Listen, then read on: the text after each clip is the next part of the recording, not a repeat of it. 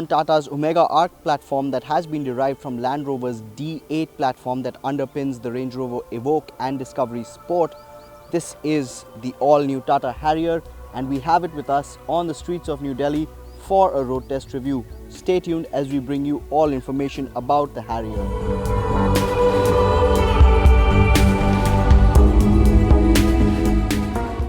So the Tata Harrier was introduced as the H5X concept at the 2018 Auto Expo, and it is here in the flesh, launched early in 2019. The new Tata Harrier maintains quite a resemblance with the concept H5X, and if you see, it has a very radical new design concept. It's definitely got that futuristic look and comes power packed with a lot of features as well as a peppy engine.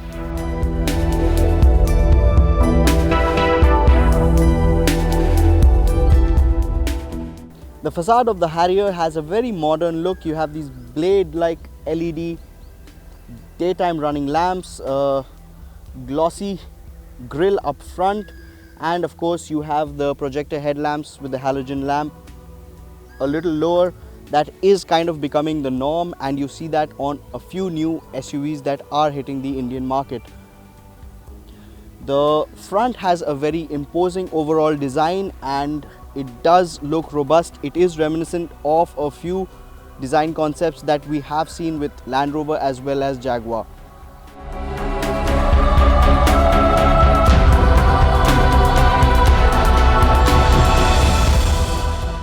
The futuristic looking front side translates well into the profile of this SUV, and you have a rising shoulder line. The roof line is seemingly flat but tapers towards the rear.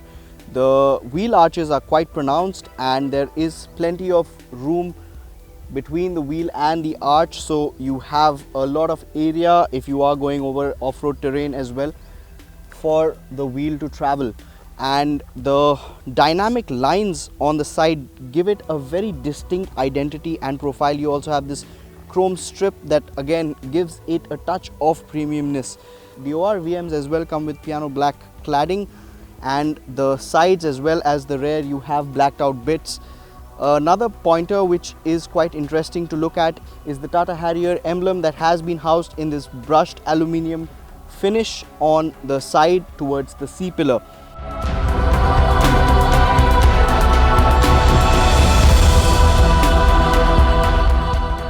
The tires have been shod in 235 by 65 R17 inch.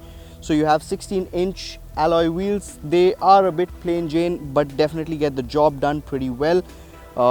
Goodyear tires on this variant of the Tata Harrier. Let's also check out the rear.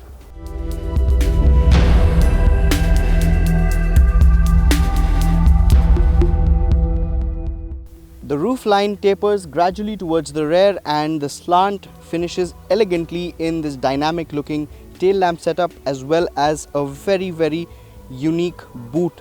This again comes with the Harrier badging, and the Tata badging has been housed on this black slab of plastic that merges seamlessly into the LED tail lamps in the rear. You also have a high mounted stop lamp and a reasonably large rear window pane. Open up the boot and you get approximately 425 liters of boot space. You can also drop down the 60/40 rear bench and open up approximately 810 liters of boot space. Now this boot is cavernous and Tata Motors has created a lot more room under the flap as well. The spare wheel has been housed underneath the chassis, so you have more luggage room. The loading lip is high but the boot lid is pretty flat and seamless, so you can slide your luggage in, and of course it adds ergonomic value. Tata has also catered to a handle out here, so if someone is short they can easily reach out and pull the boot down.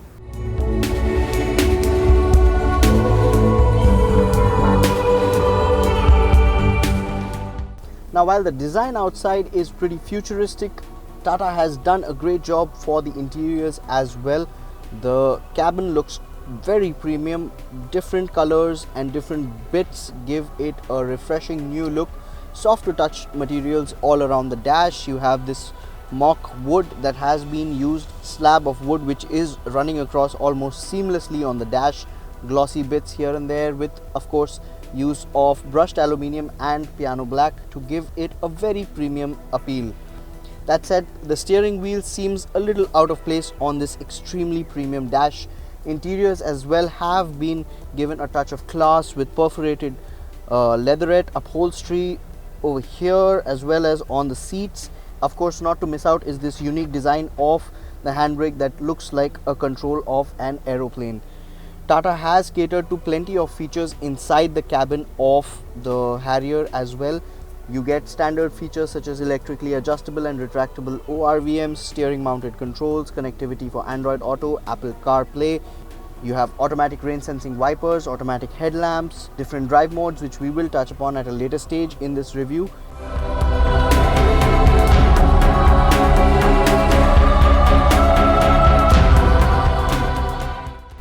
The infotainment unit is housed in this dash top mounted design, and this also houses the air conditioning vents. Tata Motors has catered to an 8.8-inch touchscreen infotainment unit. The touch response is fabulous, and you also have a part digital, part analog multi-information display up front. This is a 7-inch unit in the cluster, which does add to that futuristic appeal. The speedometer is an analog unit. Other features include automatic climate control, voice recognition, cruise control, but a few features which we did find missing were electrically adjustable driver's seat and no height adjustment for the seat belts, which could have definitely been added.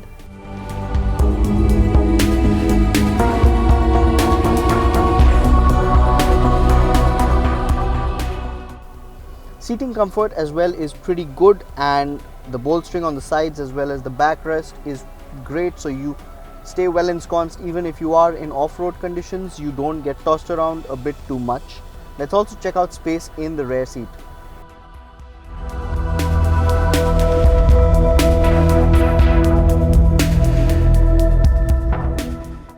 So in the rear you have a lot of room. No matter how tall you are, there is ample of space to stretch out and sit in a very comfortable position. The seat bench is pretty long, so you have a lot of under thigh support, and back support as well is pretty good. A center armrest with cup holders, plenty of cubby holes and storage spaces all along the cabin. You also have storage spaces for your mobile devices in the doors as well. Ample of room for bottle holders. The visibility is great and the cabin does have a roomy feel. What we felt was sorely missing here is a sunroof up top. Storage space for your knickknacks over here in the seat backrest.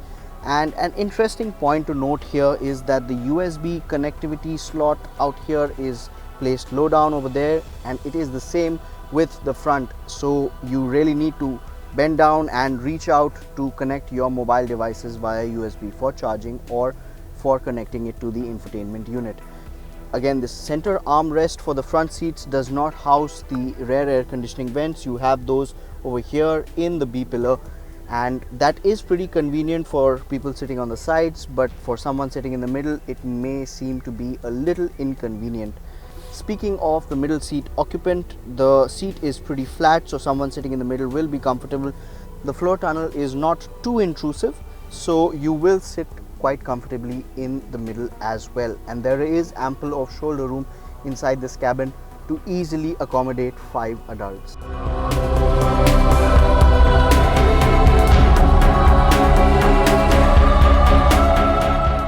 So we're driving around in the new Tata Harrier. The Harrier comes powered with a 2-liter turbocharged 4-cylinder engine.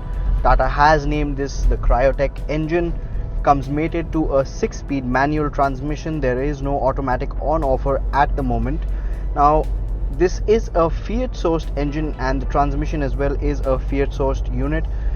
The 2-liter engine is similar to the unit that is on the Jeep Compass, and Tata has of course used a detuned unit. So while the Compass produces 170 HP, the 2-liter engine on the Tata Harrier produces roughly 140 HP.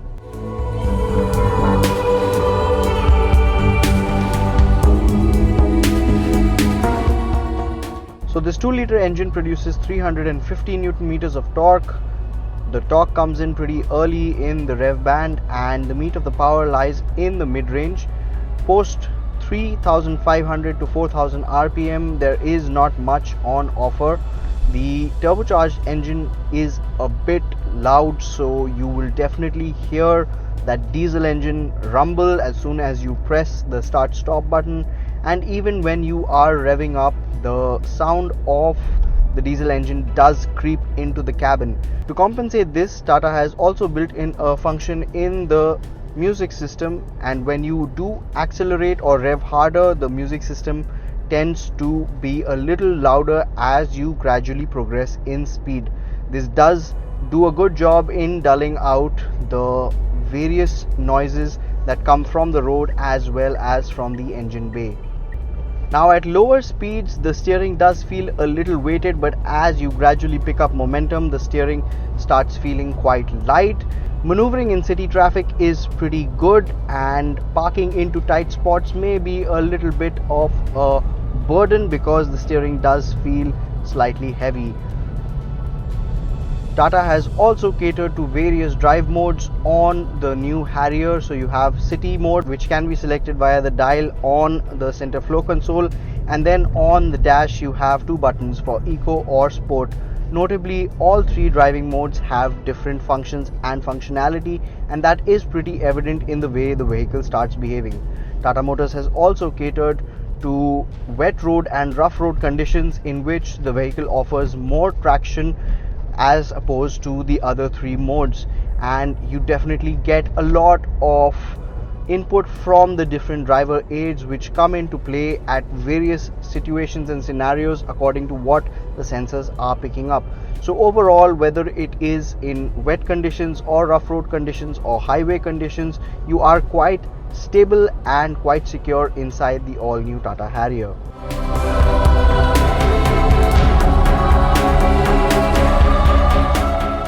The suspension setup on the Tata Harrier is slightly on the harder side, and most of the undulations and bumps do seep inside the cabin.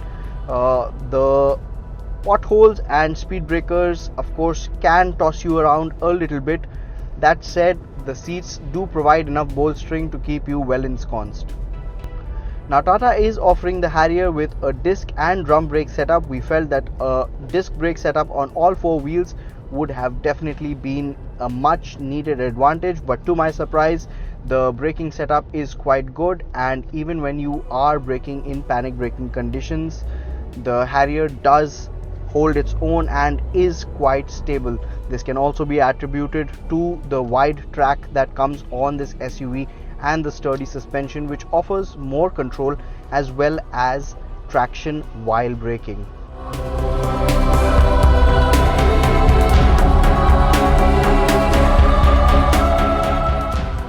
Now from the get-go, the Harrier is pretty quick, and the 2-liter engine of course does offer enough power to get going in city traffic or on highways. We did find the 6-speed manual transmission to be a shade notchy, and gear shifts are smooth. The throws of the gear seem to be a little long, but the overall feel is not too bad. Maybe a little more refinement in the gearbox would have gone a long way in improving the shift feel. In city traffic, gear shifts come in pretty quickly, especially when you are sprinting from red light to red light. So you will definitely go through the first, second and third gears pretty quickly. The first and second are rather short, and they have a lot of torque on offer to get this behemoth of an SUV propelling on roads. On highways, the 5th and 6th gears have enough room for you to accelerate and even perform overtake maneuvers. The NVH inside this cabin is by far not so good and could have definitely seen a lot of improvement. We even felt vibrations on the steering wheel as well as the clutch pedal while idling or while driving as well. So while Tata has done a fabulous job on the designs, features front, there still needs to be some work on the refinement and NVH front. When it comes to value for money, the Tata Harrier does seem to fit that bill quite well. There are a few niggles which we had with this SUV, and those are on the lines of ergonomics, which we felt could have been improved. A few features such as power adjusted driver seat, seat belt height adjustment, and of course the placement of the USB system. Overall functionality is very good of all the features, and it is quite convenient to operate. If you are on the shorter side, you can adjust the driver's seat for height. That said, your knee might keep banging into the dashboard, so that is what we're pointing out when we talk about ergonomics, and it could have been improved slightly. So Tata has also catered to a dead pedal on the side, and that definitely comes in handy, especially when you are cruising on highways.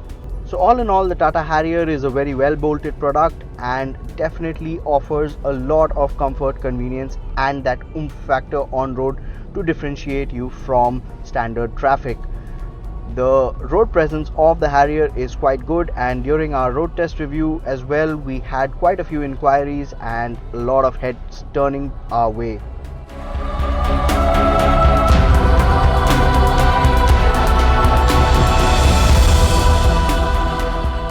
Well, that's it from our side, ladies and gentlemen. We hope you liked this review of the all-new Tata Harrier. If you did like this video, give it a thumbs up, share it with your friends, and if you haven't done it yet, please do subscribe to the Autotech Review channel for all the latest action from the automotive industry. If you have any questions or queries for us, hit us up in the comment section below and we will definitely get back to you.